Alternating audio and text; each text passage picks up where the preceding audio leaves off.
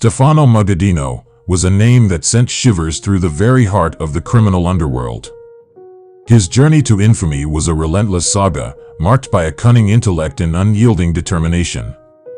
At the helm of the American Mafia's rise to dominance, he orchestrated his criminal empire, leaving a lasting imprint on the annals of organized crime. With a calculating demeanor that could manipulate political landscapes to his malevolent advantage, his association with a funeral parlor became the ominous source of his chilling moniker, the Undertaker. In the darkness, his legacy looms as a symbol of unfathomable authority and an enigmatic treacherous power, setting the stage for a gripping tale of criminal intrigue that still haunts the imagination.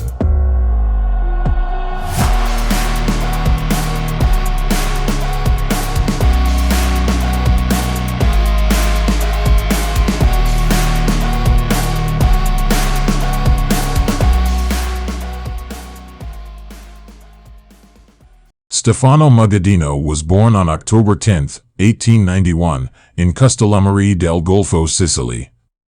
In Castellammare, Magaddino led a clan in alliance with Giuseppe Bonanno and his older brother and advisor, Stefano. In fact, Magaddino was Joseph Bonanno's great-uncle, as he was the brother of Joe's maternal grandmother.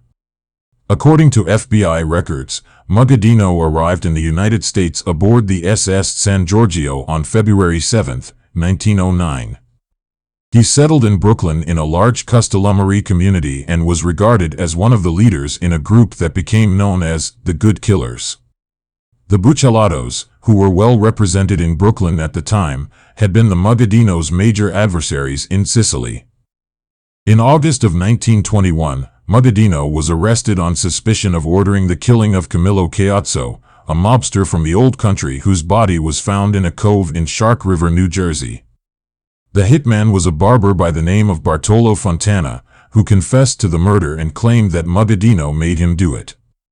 Magaddino's crew took revenge as they initially attributed the unsolved 1916 murder of Magaddino's brother, Pietro, to the treachery of the Buccellatos, into whose family Pietro had married.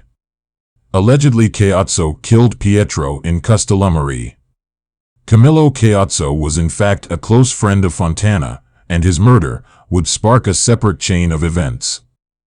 In a sting operation, Fontana placed a call to Magaddino saying the police were onto him and that he needed some money. Magaddino took the bait, then met Fontana at Grand Central Station. When Magaddino arrived, detectives immediately surrounded him. He resisted, but as stated in the New York Times, a blow across the head would take the fight out of him. Magaddino was jailed for 30 days, but was soon released because of insufficient evidence.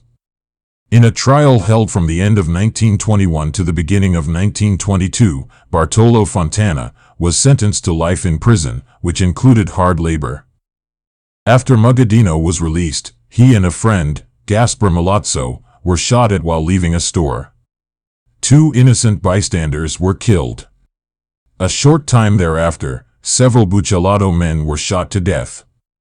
An informant would state decades later that he believed Magaddino was one of the men responsible for the 1920s murders of Salvatore, Joseph, and Felice Buccellato.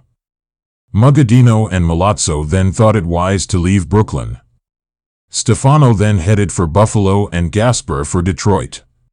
Gaspar the peacemaker Milazzo would meet his demise on May 31, 1930, when 2 gunmen ended his life with a barrage of shotgun blasts, striking him in the head and killing him instantly. Going back to 1908, Giuseppe Morello apparently gave his blessings to Giuseppe DiCarlo to be the boss of the Mafia organization in Buffalo. However, he died on July 9, 1922. Buffalo Mafia leaders then considered installing his son Joseph as the new Mafia boss, but decided he didn't have the maturity for the position.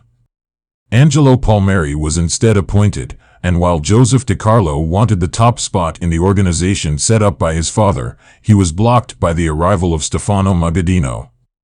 Palmieri then turned power over to Magaddino. The following year, Magaddino brought his brother Antonino to Buffalo from Castellammare. Here are some important facts I think is worth mentioning. Magaddino married Carmelia Corrado on October 19, 1913. Carmelia's birth is listed as February 1, 1894, and she only arrived in the United States on November 15, 1909. Stefano Magaddino became a naturalized U.S. citizen on March 24, 1924. On April 21, 1925, he was arrested by the Niagara Falls Police Department on a charge of cruelty to animals.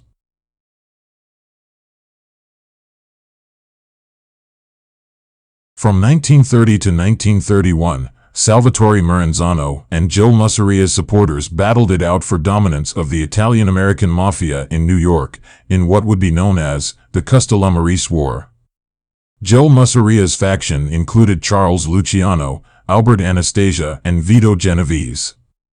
The Castellamarese, under Salvatore Maranzano, included Joseph Bonanno, Stefano Magaddino, and Joseph Profaci. When Joe Mussaria ordered the assassination of an ally, Gaetano Reina, on February 26, 1930, the Mussaria faction fired the first shot of the war. Vito Genovese carried out this execution. According to Bonanno, in February 1930, Mussaria also ordered the death of Gaspar Milazzo. In a twist of fate, Mussaria allies, Lucky Luciano and Vito Genovese, started communicating with Castellamarese leader, Salvatore Maranzano.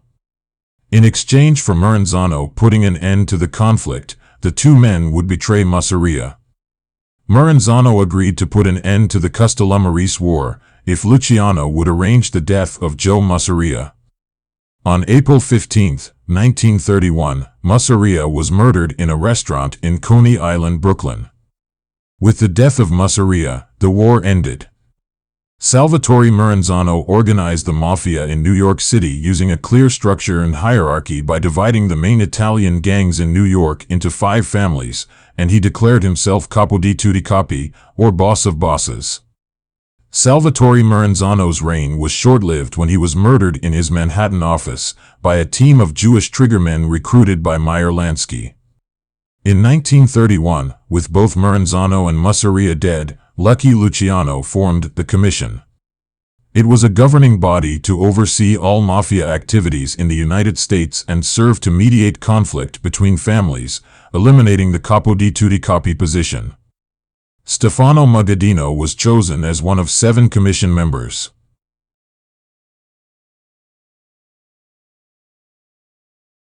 Magaddino was associated with a string of beverage distributorships, beginning in 1927.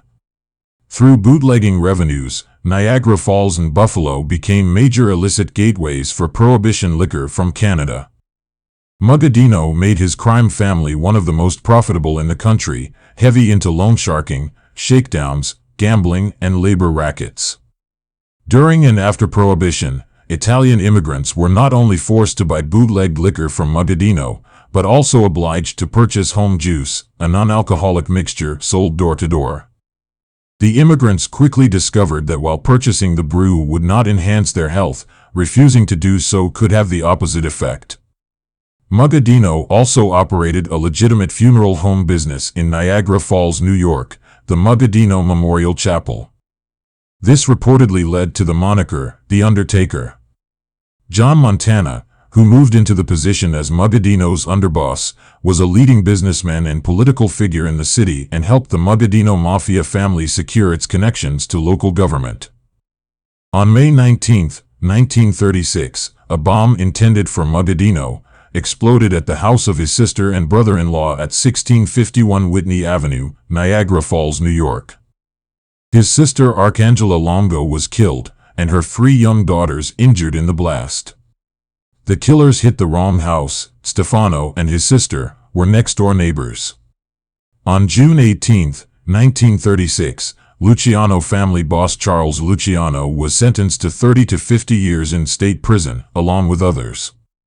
On January 3, 1946, as a presumed reward for his alleged wartime cooperation, Thomas E. Dewey reluctantly commuted Luciano's pandering sentence on condition that he did not resist deportation to Italy. In 1940, the U.S. Treasury Department advised they received information that Stefano Magaddino was a member of the Grand Council of the Sicilian underworld gang in the United States. They were also advised that from 1916 to 1921, he was involved in at least 3 murders, and he should be considered armed and dangerous due to the fact that he had a permit to carry a gun. On October 25, 1957, Albert Anastasia went to the barbershop at the Park Sheraton Hotel in Midtown Manhattan. 2 men with their faces covered with scarves walked in, then shot and killed Anastasia.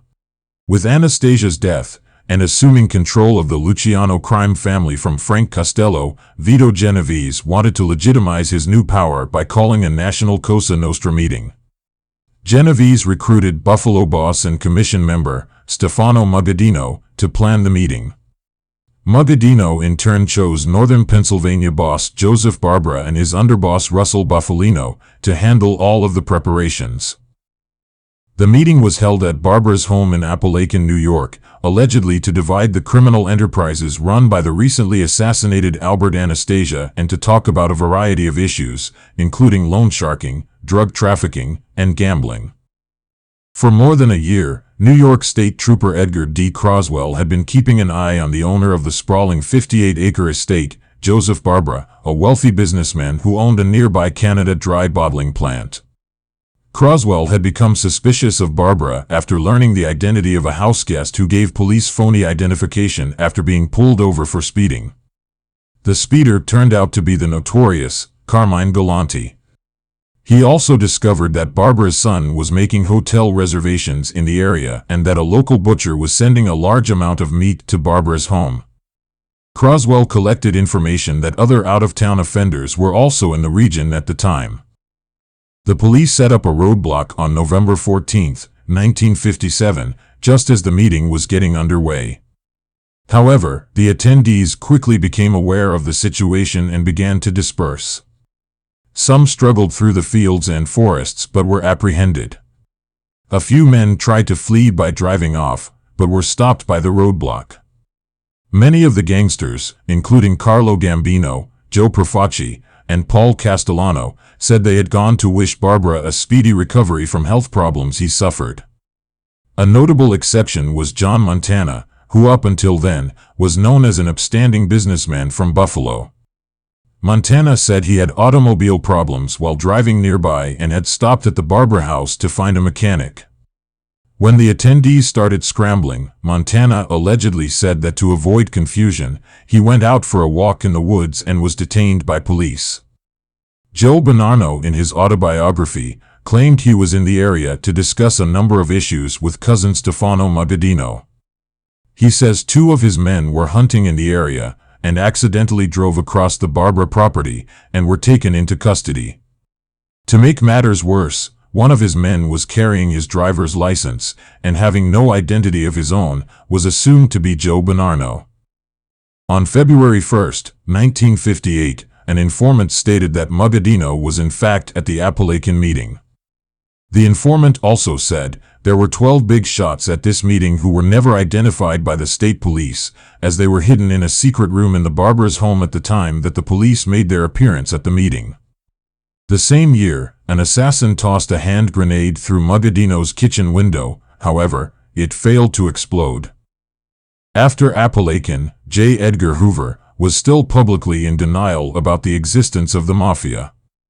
Harry Anslinger, the Narcotics Bureau head, was recognized by the press as law enforcement's best authority on organized crime. Hoover's response was to order the Top Hoodlum program. He gave top-secret directives for black bag jobs, FBI jargon for secretly placing bugs in places where the mob would congregate. They listened in on a conversation that amply proved the significance of the Apalachin meeting and the embarrassment brought on by the police roundup. Agents overheard Sam Giancana berating Stefano Magaddino over the phone for assisting in setting up the meeting. Although the illegal monitoring was never admissible as evidence in court, FBI agents did leak some of it to the press 7 years later.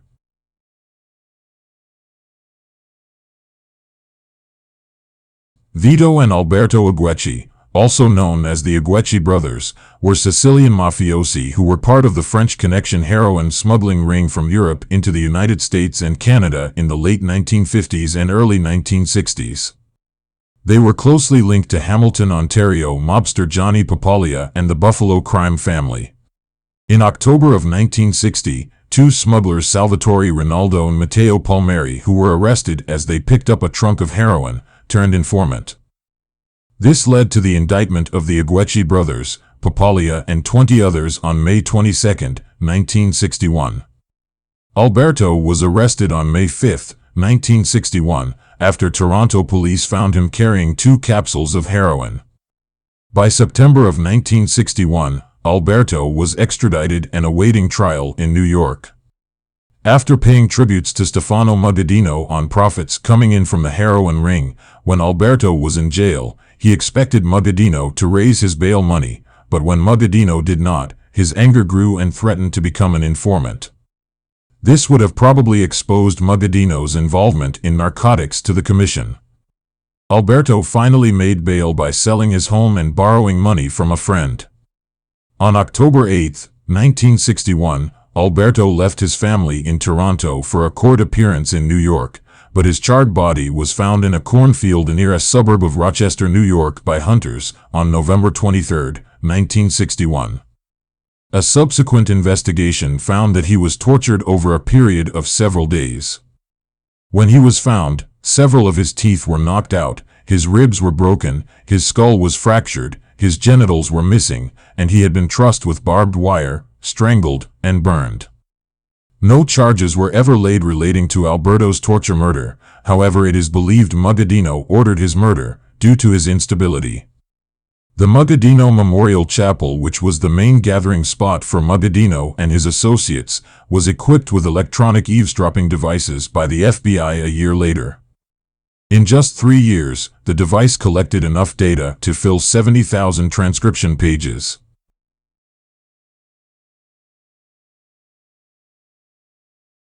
Joseph Bonanno plotted to kill numerous rivals on the Mafia Commission in 1963, including Mafia bosses Tommy Lucchese, Carlo Gambino, Magaddino, and Frank De Simone. Joseph Mogliacco, the head of the Profaci crime family, was asked to back Bonanno, and because of his resentment over a prior denial of a seat on the commission, Mogliacco gladly accepted. The bold plan of Bonanno was to gain control of the commission and install Mogliacco as his right-hand man. Mogliacco ordered Joseph Colombo, one of his top hitmen, to assassinate Lucchese and Gambino as part of the plan. However, the shrewd Colombo informed the targets about the scheme. Bonanno was ordered to appear before the commission to explain himself, but he instead fled to Montreal. In Montreal, Vincenzo Catroni, head of the Bonanno Decina, was faced with the impossible situation of having to either serve his boss Bonanno or the commission. Catroni struggled greatly to maintain his impartiality. Buffalo threatened Catroni with death because of Magaddino's perception that Bonanno's presence in Montreal indicated a desire to invade his territory in southern Ontario. This forced Catroni to distance himself from Bonanno if he wanted to live. However, Bonanno was deported from Canada in the summer of 1964. In October of 1964, Bonanno made his way back to Manhattan, but on October 20th, the day before he was to appear before a grand jury, his attorneys claimed that Bonanno had been abducted after having dinner with them, allegedly by members of Magaddino's crime family. However, after 6 weeks, he was released unharmed.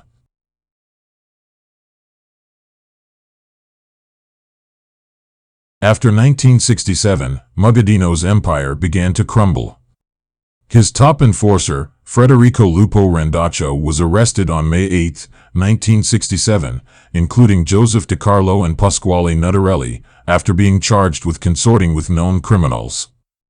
Federal conspiracy charges were brought against Randaccio, Nuttarelli, and others, in relation to planned robberies in West Virginia and California.